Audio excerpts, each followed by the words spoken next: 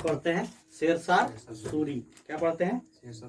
शेरशाह सूरी का कार्यकाल कब से कब तक है? 1540 से 1545। शेरशाह का जन्म कहाँ हुआ है? हुआ था पंजाब का बाजोर, पंजाब के बाजोर नरनौल नामक स्थान। 1472। कब हुआ था? 1472। शेरशाह का बचपन का नाम? फरीद खान। शेरशाह का बचपन का नाम? फरीद खान। अच्छा, पिता का नाम? हसन खान। जो जौनपुर राज्य के अंतर्गत सासाराम का कौन था? सूबेदार। जागीरदार था। कौन था? जागीरदार। जागीरदार था। शेरशाह का आरंभिक शिक्षा कहाँ हुई थी? आरंभिक शिक्षा हाँ, जौनपुर में ही। जौनपुर में ही। हाँ। अच्छा, यहाँ उन्होंने अरबी भाषा और फारसी भाषा में क्या ली थी? शिक्षा ली थी। अरबी भाषा और ये जौनपुर के बसाया था मालूम है? दिल्ली सल्तनत में फिरोज शाह तुगलक। कौन बसाया था? अच्छा, 1522 ईस्वी में शेरशाह दक्षिण बिहार के सूबेदार बहार खान लोहानी के यहाँ नियुक्त हुआ। कहाँ नियुक्त हुआ? बहार खान लोहानी के यहाँ। दक्षिण बिहार के सूबेदार बहार खान लोहानी के यहाँ नियुक्त हुआ। यहीं पर शेरशाह द्वारा एक शेर को मार डालने के कारण बहार खान लोहानी ने उसे शेर खां की उपाधि दी। ठीक है। अच्छा, अपने पुत्र जलाल खां का संरक्षक नियुक्त किया। और यही जो शेरशाह किसके लिए नियुक्त किया गया? जलाल खां का संरक्षक नियुक्त किया। अच्छा, ये बहार खान लोहानी का पुत्र था। कौन? जलाल खां। उसका संरक्षक नियुक्त किया। संरक्षक मतलब संरक्षक मतलब उसका वो रक्षक है एक तरह का। उसी के देख रेख में वो क्या करेगा? आगे बढ़ेगा, मतलब आगे करेगा, कुछ करेगा। उसी का संरक्षक है, बचाव करेगा। अच्छा, 1528 में चंदेरी का युद्ध वह बाबर की सेना में शामिल हुआ और मुगल के साथ लड़ा। 1528 में जो चंदेरी का युद्ध हुआ उसकी बाबर की सेना में शामिल हुआ और मुगल की ओर से लड़ा। किसकी ओर से? मुगल से। अच्छा, चंदेरी का युद्ध किसके बीच हुआ था? लोधी।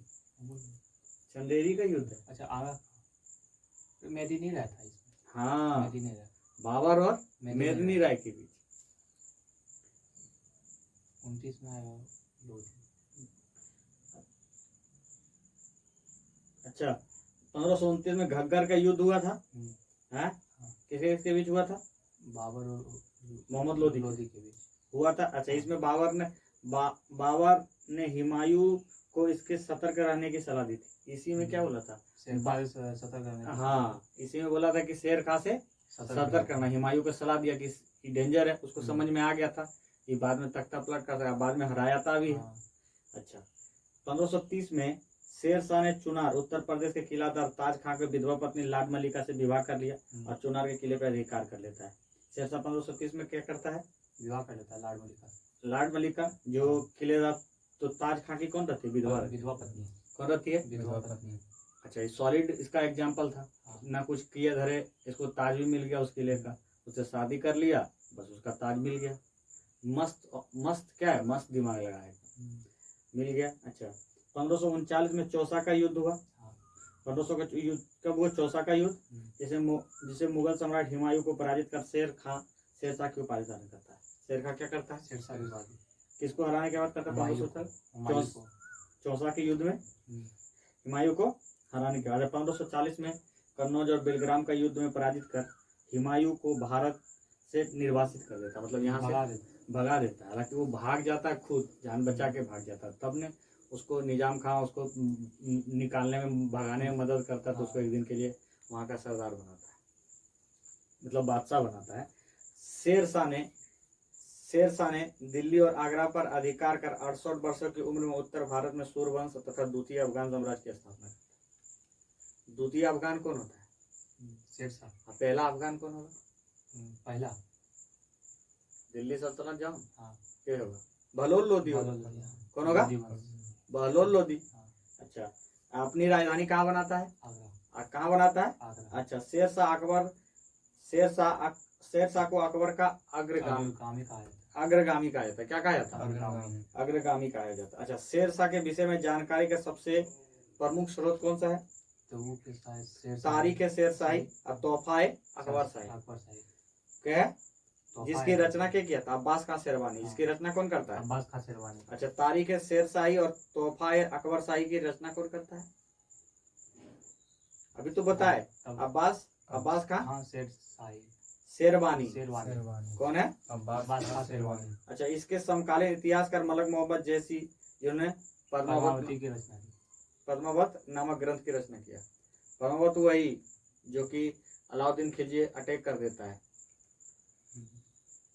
उदय सिंह, राजा रतन सिंह का। हाँ राजा रतन सिंह। अच्छा अच्छा, गखरों का, अच्छा सैन्य अभियान सुन लो शेरशाह का।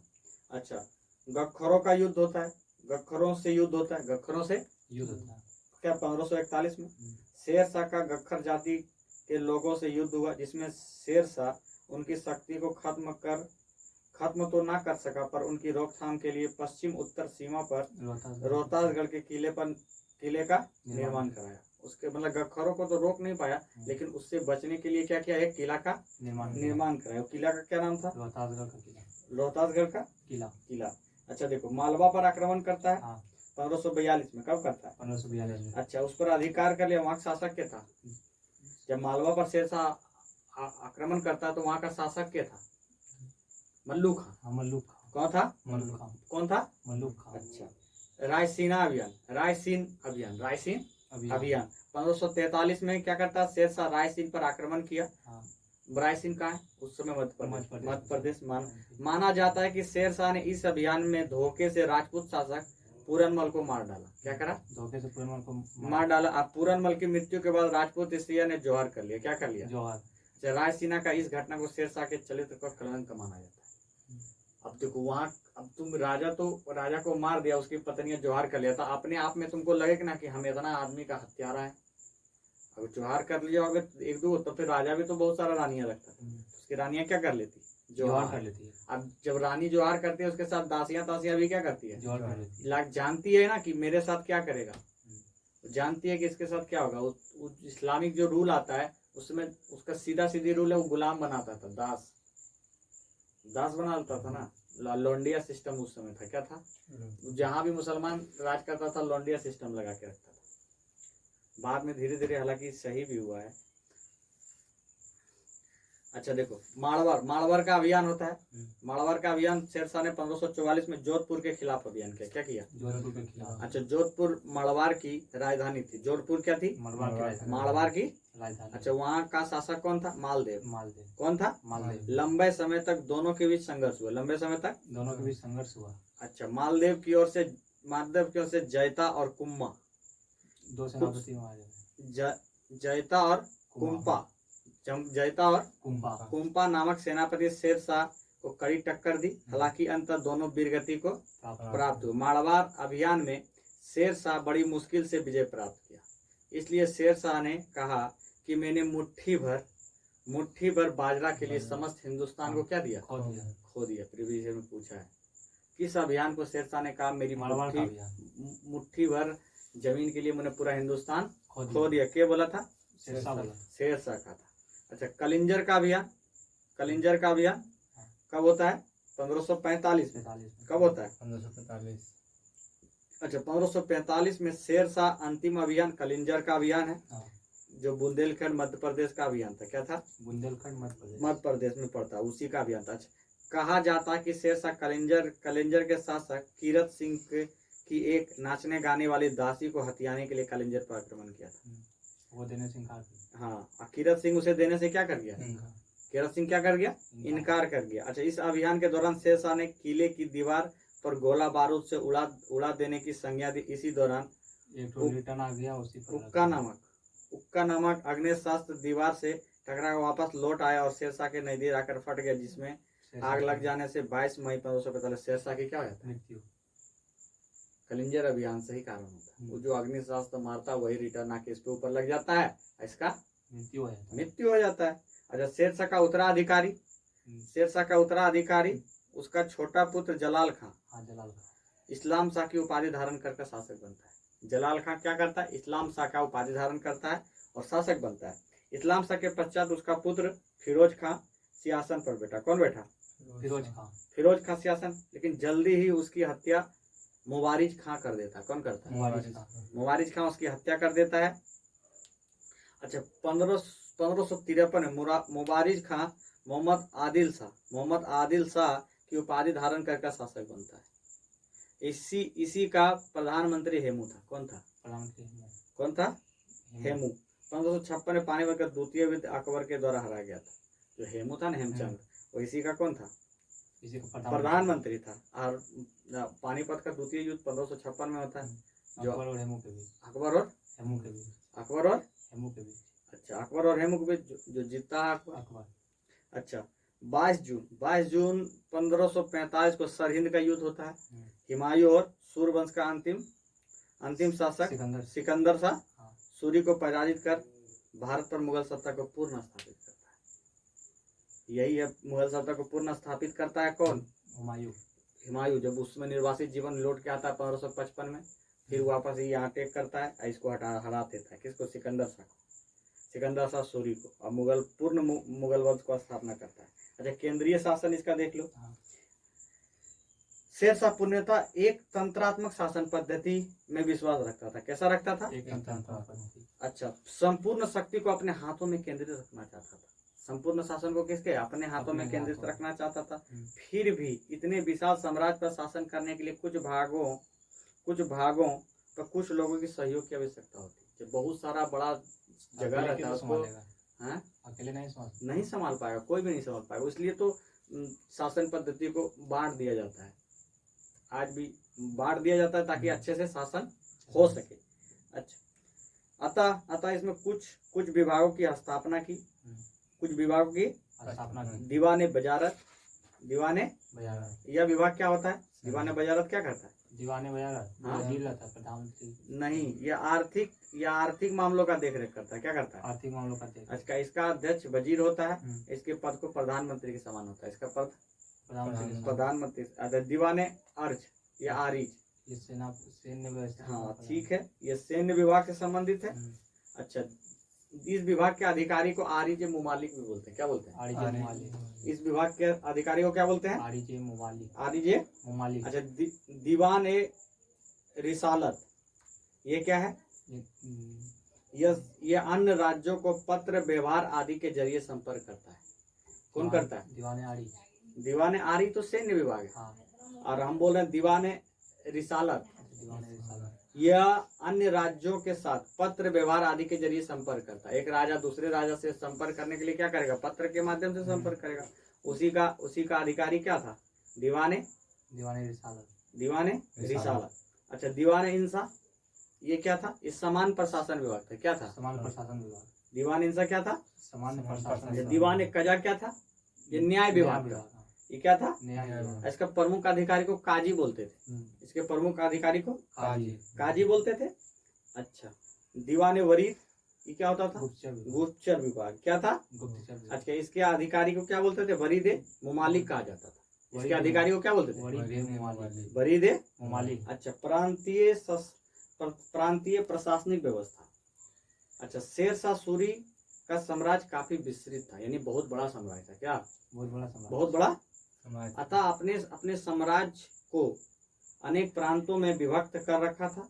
अब प्रत्येक सूबों में सर्वोच्च अधिकारी सूबादार होता था, जो अपना सूबा को विभक्त कर रखता था। और सब जगह क्या किया था? एक सूबेदार को नियुक्त कर दिया। अच्छा, स्थानीय प्रशासनिक व्यवस्था। शेरशाह का स्थानीय प्रशासन व्यवस्था जो 3 भागों में बांट दिया था। क्या भागों में बांट दिया था? 3 भाग। एक था सरकार, दूसरा था परगना, तीसरा था ग्राम। सरकार बोले तो जिला। अच्छा, देखो, सूबा, एकताओं मतलब सूबा, और सरकार बोले तो जिला। सूबों को सरकार में विभक्त कर दिया। अब प्रत्येक सरकार को दो प्रमुख अधिकारी, प्रत्येक सरकार में 2 प्रमुख अधिकारी होते थे। एक होता था सिकदार ए सिकदरान, यह सामान्य प्रशासन का कार्य करता था। सिकदार ए सिकदरान जो सामान्य प्रशासन का कार्य करता था। एक था मुंशी पे मुसीफान। क्या होता है? मुंशी पे मुसीफान, यह न्यायिक अधिकारी होता था। क्या होता था? न्यायिक अधिकारी। प्रत्येक सरकार कई परगनों में बटा था। अब प्रत्येक परगने में एक सिकदार होता था, एक मुंसिफ होता था, एक फौजदार होता था और 2 कारकुन होता था। कारकुन बोले तो क्लर्क। ठीक है। प्रशासन की सबसे छोटी इकाई ग्राम थी। हाँ। प्रशासन की सबसे छोटी इकाई ग्राम ग्राम थी। अच्छा, भू राजस्व अधिकारी शेर शाह अपने विश्वसनीय अधिकारी अहमद खान को निरीक्षण में राज्य की भूमि की वास्तविक माप कराई। किसकी किसकी किसकी देखरेख में माप कराया था? अहमद खान। जो भू राजस्व अधिकारी था अहमद खान, इसकी देखरेख में पूरा भूमि का क्या कराया था? माप कराया था। कौन?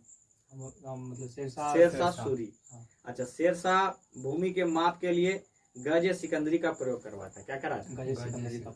अच्छा, इसमें माप के लिए सन से बनी रस्सी का उपयोग होता था। किससे बनी? सन से बनी रस्सी का प्रयोग होता था।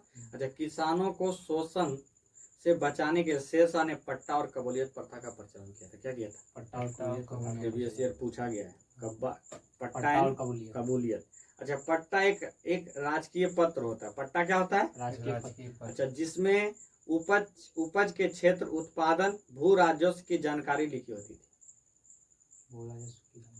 होती थी। किसानों को कबूलियत के रूप में सहमति पत्र हासिल किया जाता था। किसानों से कबूलियत उसके सहमति पत्र में हासिल के लिए किया जाता था। जो उसमें लिखा है उसका ना तुमको दिया, उसमें तुम्हारा एक तरह से बोलो तो मतलब एक तरह से तुमसे सहमति लिया, यही तुम्हारा काबूलियत था। अब पट्टा उसमें लिखा गया पहले से था कि भू राजस्व भूमि पर इतना तुम्हारा राजस्व लगेगा, और तुम कबूलियत दे दिया तो हो गया पट्टा इन कबूलियत।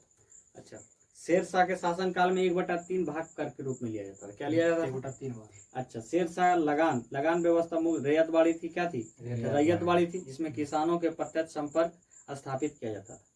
जिसे किसानों से प्रत्यक्ष संपर्क स्थापित किया जाता था, बिचौलिया नहीं था। अच्छा, लगान कर क्या थी? किसानों से जरीवाना सर्वेक्षण शुल्क लेता था। क्या लेता था? जरीवाना सर्वेक्षण शुल्क। महाशिलाना यानी कर संग्रह शुल्क भी लेता था। महाशिलाना क्या था? कर संग्रह।